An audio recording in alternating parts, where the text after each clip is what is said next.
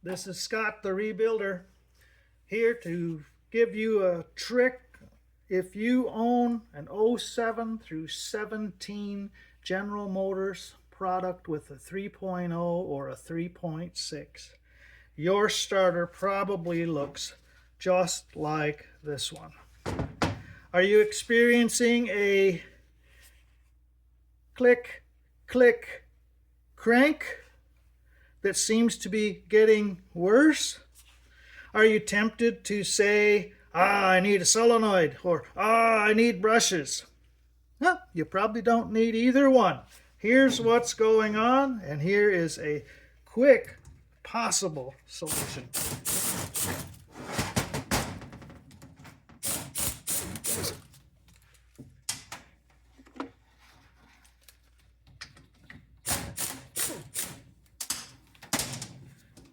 This is part A, because there are other problems that can occur with this starter. That will be part B and part C.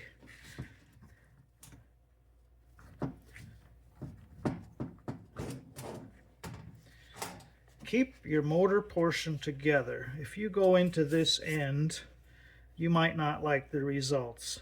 Remember, we're looking for super easy, no cost. These Mitsubishi starters.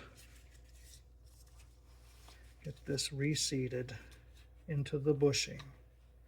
Kind of pulled apart on me when I took it apart. Get that back where it belongs, because you're not going to take this part apart.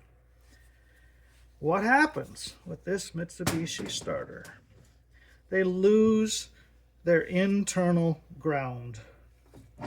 These two screws are attached to the brush holder assembly, so the ground brushes have to find their way through this screw, through this comm end, through this barrel of the starter, through this seam right here into the drive end housing to the block.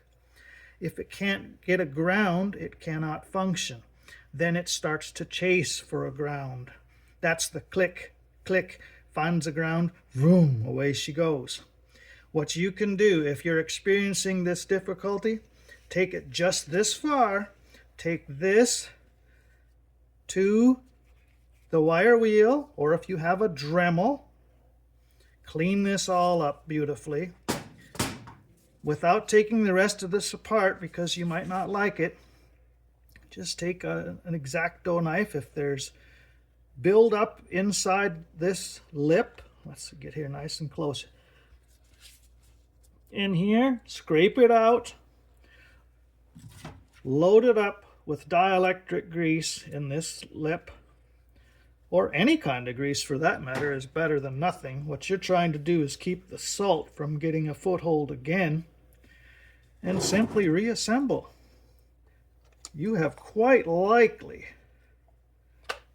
created a good functioning starter again.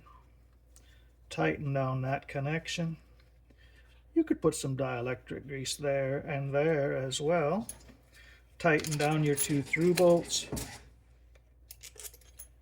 You have a very reasonable shot at a functioning starter again. But it's not always that easy. Let's go to part B next episode for those of you who want to go a little deeper into this starter.